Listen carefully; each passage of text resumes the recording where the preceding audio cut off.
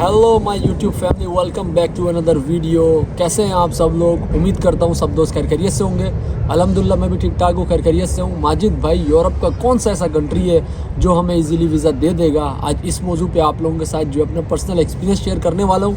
Hopefully आप लोगों को ये जो वीडियो है पसंद आएगी। और इसमें आप लोगों के साथ एक और चीज़ भी मैं आप लोगों के साथ शेयर करूंगा। काफ़ी ज़्यादा दोस्त मैसेजेस कर रहे थे कि यूरोप आएँ, अगर पुर्तगाल आ रहे हैं हम लोग, तो कौन से ऐसे सिम नेटवर्क है जो हम यूज़ कर सकते हैं। तो इस चीज़ के बारे में भी आपको बताऊंगा। अगर अभी तक आप लोगों ने माजिद बैकपैकर फैमिली ज्वाइन नहीं की तो ज्वाइन करके बेल के आइकन को प्रेस कर दे, ताकि आने वाले डेली व्लॉग इन्फॉर्मेटिव वीडियो आप लोगों को सबसे पहले मिलती रहे।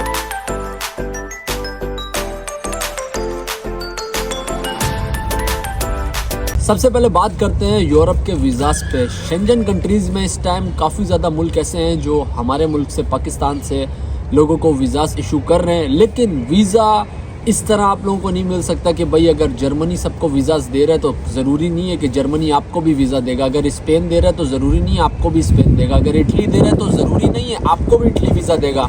भाई इस पर आपका करैक्टर, आपकी फ़ाइल का करैक्टर, सब कुछ डिपेंड करता है कि आप भाई पाकिस्तान में क्या कर रहे हैं। क्या आप लोग इधर आएंगे और वापस जाएंगे? ये सारी चीज़ें बहुत मैटर करती है। ऑलरेडी मैंने आप लोगों को बताया कि मैं खुद 3 वीज़ा शेंजन के अप्लाई कर चुका था और तीनों में मैंने रिफ्यूज़ल ही लिया था। उसके बाद चौथी बार मुझे वीज़ा मिला था। तो इसमें काफ़ी बार इंसान कंफ्यूज हो जाता है। ईच एंड एवरीथिंग, तमाम डॉक्यूमेंट करेक्ट होने के बाद भी आप लोगों को वीज़ा नहीं मिलता, क्योंकि वीज़ा ऑफिसर को ऐसा लगता है कि आप उनकी टेरिटरी नहीं छोड़ेंगे या आपकी कंट्री के अंदर आपका टाइज स्ट्रांग नहीं है। अच्छा, 2-3 चीज़ें मैं आप लोगों को बताता हूँ किन लोगों के ज़्यादा चांसेस होते हैं वीज़ास लगने के।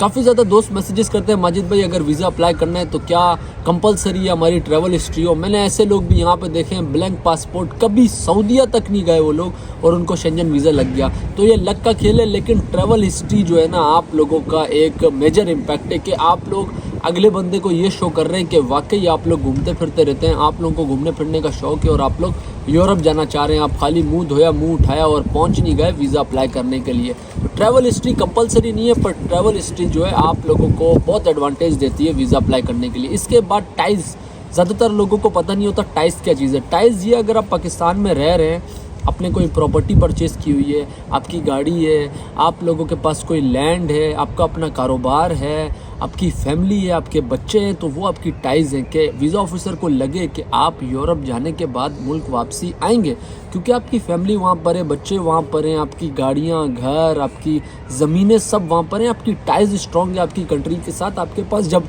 अपना खुद का कारोबार है अपनी कंट्री में, तो जाहिर सी बात है आप वहाँ जाके क्यों स्लिप हो जाएंगे, क्यों वहाँ पे जाके जो है आप लोग अपना कंट्री छोड़ देंगे। तो ये चीज़ें इम्पैक्ट करती हैं वीज़ा ऑफिसर पे। उसके बाद जो है आप लोग अपने मुल्क के अंदर टैक्स कैसे दे रहे हैं, टैक्स की क्या रुझान है, क्या आप अपने मुल्क में टैक्स पे कर रहे भी हैं कि नहीं कर रहे। बाकी आप लोगों की बैंक स्टेटमेंट कैसी है, उसमें ट्रांजैक्शन कैसी है, आप लोगों के पास कितनी सोर्स ऑफ इनकम जनरेट हो रही है, कितनी आप यूटिलाइज़ कर रहे हैं, कितनी आपकी सेविंग है।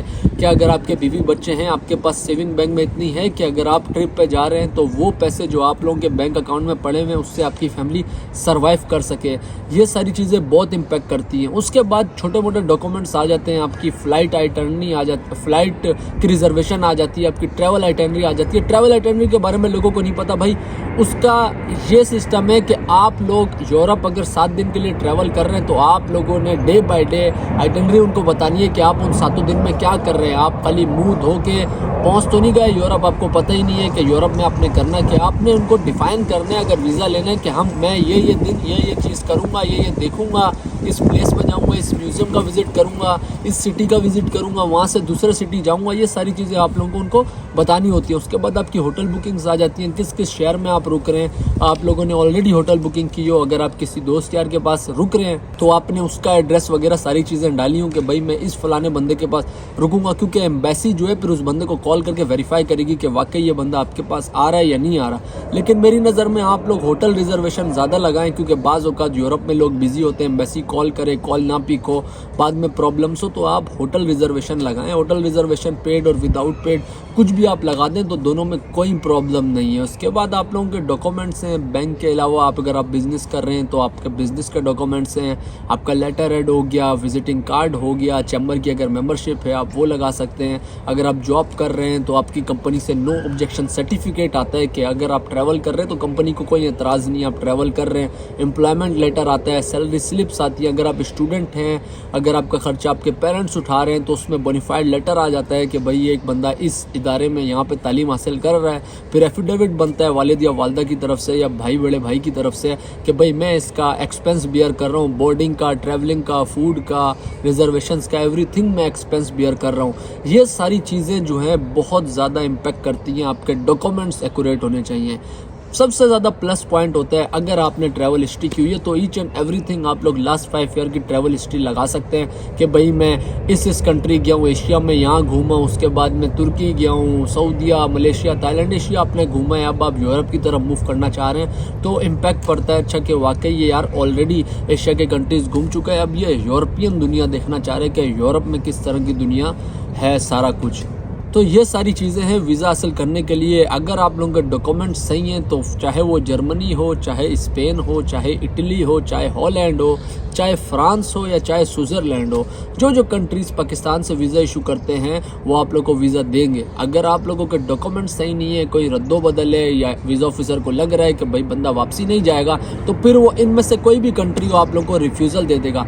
मेन सेटिस्फेक्शन ये आप लोगों ने सेटिस्फाई करना है वीज़ा ऑफिसर को कि आप वापसी आएंगे। अच्छा, मेरे सजेशन में मैं आप लोगों को जर्मनी इसलिए सजेस्ट करूँगा क्योंकि अभी इस टाइम करंट सिचुएशन में जर्मनी ऐसा वाहिद कंट्री है जो पाकिस्तान से जब आप वीज़ा अप्लाई करते हैं, इंटरव्यू लेते हैं तो आपने जो लिखा है आप उसको डिफ़ाइन कर सकते हैं। लिखना और डिफ़ाइन करना दो एक अलग चीज़ें हैं। लिख तो आपका जो एजेंट है वो भी देता है, लेकिन डिफ़ाइन अगर आप लोग खुद करें, जो आप लोगों ने अपने वीज़ा एप्लीकेशन में चीज़ें लिखी हैं, कवरिंग लेटर बनाया है, उसमें लिखा है पर्पस ऑफ स्टे, लिखा है क्यों जाना चाह रहे हैं, इतने ज़्यादा शंजन ममालिक में आप जर्मनी को ही क्यों चूज़ कर रहे हैं, वो ज़्यादा इम्पैक्ट करता है। तो होपफुली अगर आप लोगों ने ये सारी चीज़ें एक्यूरेट बनाई हैं तो आप लोगों को ज़रूर जो है वीज़ा मिलेगा। इसके अलावा अब मैं आप लोगों को बताता हूँ कि जो यहाँ पे सिम कार्ड्स है उसका क्या रुझान है। तो भाई यहाँ पे डिफरेंट कंपनीज़ हैं और काफ़ी ज़्यादा कंपनीज़ का तो मुझे पता भी नहीं है, लेकिन यहाँ पे जो है सबसे ज़्यादा जो मैंने यूज़ की है सिम वो लाइका की सिम की है, क्योंकि लाइका की सिम आपने यहाँ पे रजिस्टर्ड करनी है लाजमी, क्योंकि उस सिम का जो नंबर है वही आप लोगों का इमिग्रेशन में अप्लाई होगा कॉन्टैक्ट नंबर में। इसके अलावा आपकी नोस की सिम है, म्यू है, काफ़ी ज़्यादा सिम कार्ड्स हैं जो आप यूज़ कर सकते हैं। आप वोडाफोन यूज़ कर सकते हैं, WTF का एक सिम कार्ड है वो यूज़ कर सकते हैं। अच्छा, मेरी नज़र में आप लोग यहाँ पे आके कॉन्ट्रैक्ट भी कर सकते हैं सिम से, जिस तरह म्यू है, वोडाफोन है, इन सिम कार्ड से, नोस की सिम कार्ड से इनसे कॉन्ट्रैक्ट कर सकते हैं। इनको आप मंथली तौर पे पे कर सकते हैं। 25 से 30 यूरो इनके चार्जेस होते हैं। आप इनको जितना भी इंटरनेट यूज़ करना है उसके बाद आप पे कर सकते हैं। लेकिन मैं पर्सनली आप लोगों को बताऊँ मैं क्या यूज़ करता हूँ। मैं लाइका की सिम यूज़ करता हूँ या नोस की सिम मैं हर महीने परचेज़ करता हूँ और हर महीने उस सिम कार्ड को मैं लिशू कर देता हूँ। लिशू मतलब ये कि अगर उसका इंटरनेट ख़त्म है तो मैं नई सिम परचेज़ कर लेता हूँ। नेट अच्छा है, यहाँ पे सिस्टम अच्छा है। आप लोग अगर यूज़ करना चाहते हैं, डिफरेंट पैकेजेस हैं जो आप लोगों को अच्छा लगे, और आप लोग बगैर पासपोर्ट के भी इंटरनेट की सिम ले सकते हैं। लेकिन जो आप लोगों ने सिम यहाँ पर रजिस्टर्ड करनी है वो लाइका की सिम है। तो होपफुली आप लोगों को वीडियो पसंद आई होगी। इंशाल्लाह मिलेंगे नई नेक्स्ट वीडियो में नई इन्फॉर्मेशन के साथ। किसी भी दोस्त का कोई भी सवाल हो कमेंट बॉक्स में लिख सकते हैं। अपने दोस्त को दुआ में याद रखिएगा। टेक केयर, अल्लाह हाफिज़।